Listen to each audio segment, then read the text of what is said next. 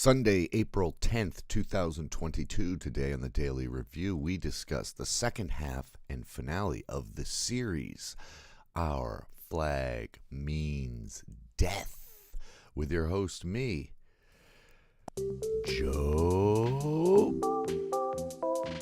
LaRocca, adjunct professor. Maybe I should just say Professor Joe. Hey guys, I've been wrong.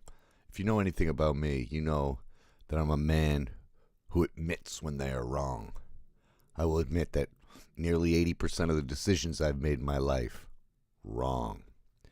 And more recently, when I reviewed the first couple episodes of Our Flag Means Death, I gave it a C and said that it was kind of mediocre, and I didn't like any of the side cast, and I didn't really think it had much depth to it. And that when they did the dramatic stuff, I felt like it was kind of ham-fisted. I finished the series based on recommendations of a few people. Just keep going. Hey, you gonna watch the rest of that? Which indicates to me, Joe, you're wrong. You were really wrong about that thing. So I went back and I watched it all in the past few days, or like literally in the past like 12 hours now. And it's awesome. It's really funny. I was wrong. And whoever suggested, I think it might have been Red Whimsy or somebody like that, said that, once Taika and the Blackbeard character becomes like a main character in the show, it gets better. Not because Taika's so funny, which he is, but the conflict, the plot, the theme, everything becomes emboldened and more obvious and more interesting. So the original idea is that, Rhys Darby is like a fancy lad. And, with all these feminine characteristics of what it meant to be a gentleman of the time. And he wants to be an adventurer, and he's been forced into a marriage. He has a kid, he doesn't feel connection to anything. So he's like, I'm out of here. I'm going to sea.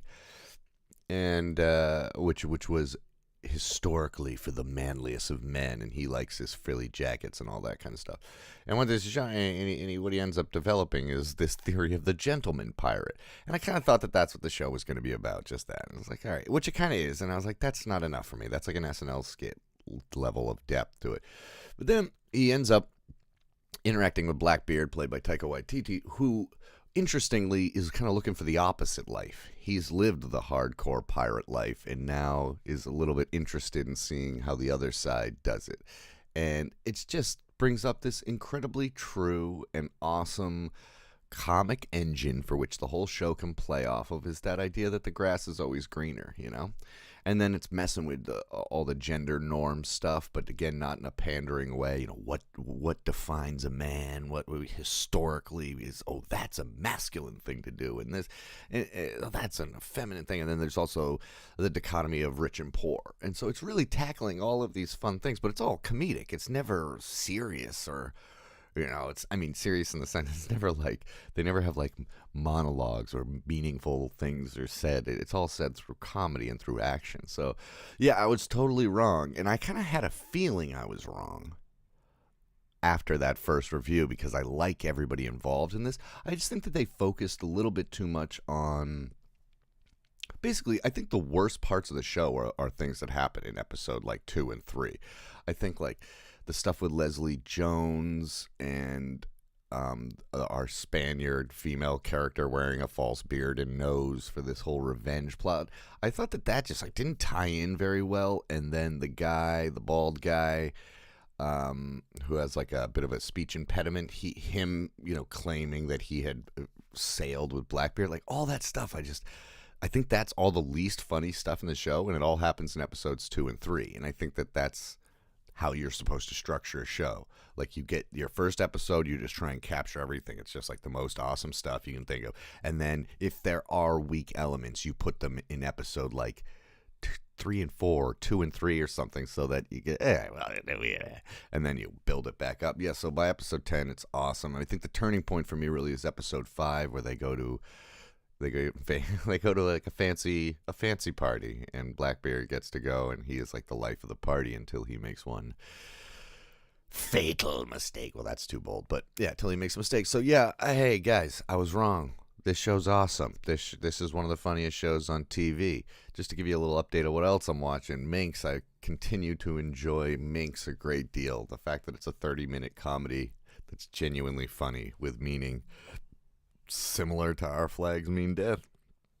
Our Flag Means Death, excuse me. That's really good. And then Julia.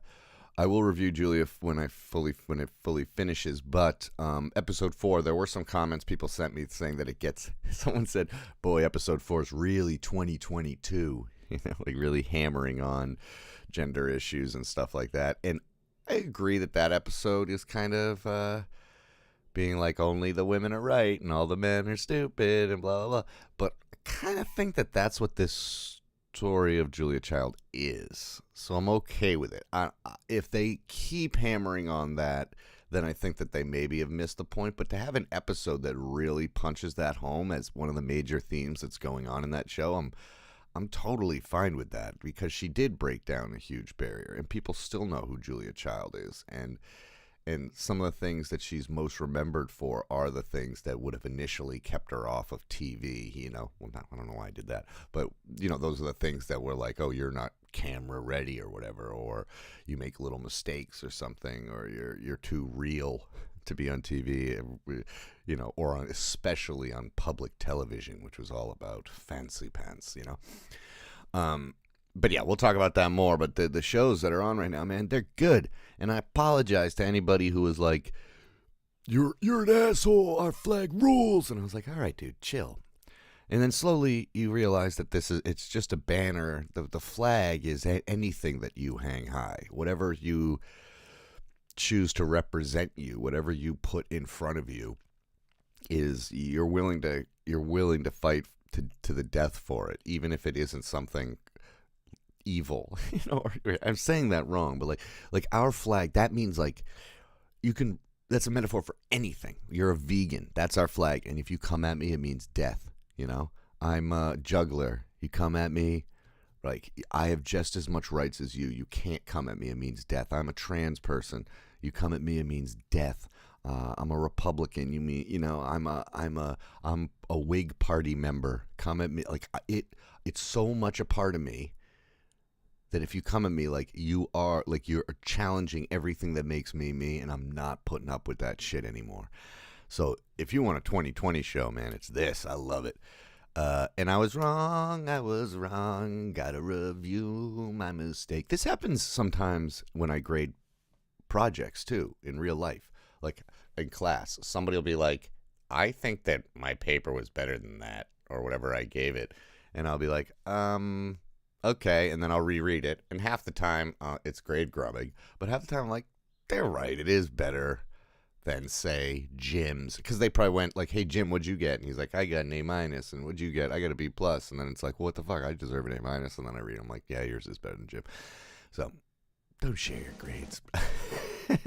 Anyway, last time it had a C, and now, my God, it's jumped up many grades to a B+, maybe even an A-, but since I just finished it, I don't want to go too nuts, but a damn good show. I was wrong. I was wrong. I was wrong. I was wrong. How many more times can I say it? I apologize. I was wrong. Everybody check this show. It's on HBO Max. Reese Darby's Taika Waititi.